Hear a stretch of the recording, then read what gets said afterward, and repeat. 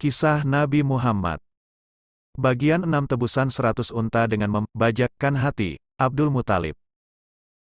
Menuntun Abdullah menuju sebuah tempat di dekat sumur Zam-Zam yang terletak di antara dua berhala Isaf dan Naila. Di tempat itulah biasanya orang-orang Mekah melakukan pengorbanan hewan untuk dewa-dewa mereka. Namun, masyarakat semakin keras menghalangi Abdul Muthalib melakukan niatnya. Akhirnya, kekerasan hatinya pun luluh. Baiklah, tetapi apa yang harus kulakukan agar berhala tetap berkenan kepadaku? Kalau penebusannya dapat dilakukan dengan harta kita, kita tebuslah, kata Mughirah bin Abdullah dari suku Mahzum, setelah diadakan perundingan. Mereka sepakat menemui seorang dukun di Yasrib. Berapa tebusan kalian? Tanya dukun wanita itu. 10 ekor unta, kembalilah ke negeri kalian. Sediakan tebusan 10 ekor unta. Kemudian undi antara unta dan anak itu.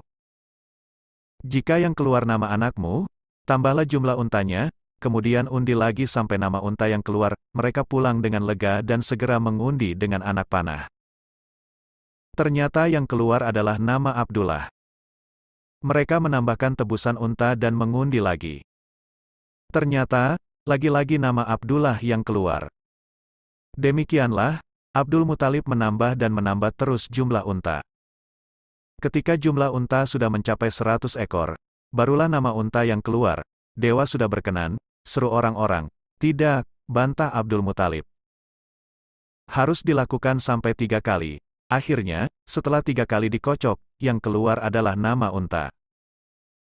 100 ekor unta itu pun disembelih dan dibiarkan begitu saja tanpa disentuh manusia dan hewan karena mereka beranggapan bahwa unta itu untuk dewa.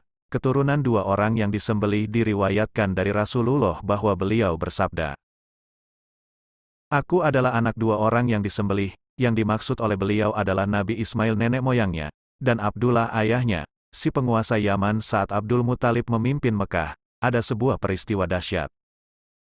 Kejadian ini bermula dari Yaman, sebuah negeri yang terletak jauh di sebelah selatan Mekah.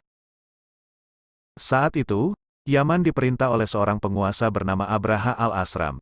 Aku tidak habis pikir, mengapa setiap tahun seluruh bangsa Arab datang ke tanah Mekah, seru Abraha kepada para menterinya. Paduka tahu, di sana ada sebuah bangunan bernama Ka'bah. Bangunan tua itu begitu disucikan oleh penduduk Jazirah Arab sehingga mereka tidak dapat berpaling darinya. Kesanalah mereka pergi beribadah menyembah para dewa sepanjang tahun. Jawab salah seorang menteri, apa istimewanya bangunan tua yang terbuat dari batu kasar itu? Aku ingin negeri kita, Yaman, mempunyai sebuah rumah suci yang akan membuat bangunan tua di Mekah itu menjadi tidak berarti lagi dan dilupakan orang. Namun, apa mungkin kita bisa membuat rumah suci baru yang bisa menandingi Ka'bah? Mengapa tidak? Buat sebuah gereja yang sangat indah, hiasi dengan perlengkapan paling mewah yang kita miliki, gerbang emas, jendela perak, lantai pualam yang berkilau. Semuanya, kerahkan seluruh ahli bangunan, aku ingin gereja itu selesai dalam waktu singkat. Tidak lama kemudian, berdirilah sebuah gereja seindah yang diinginkan Abraha.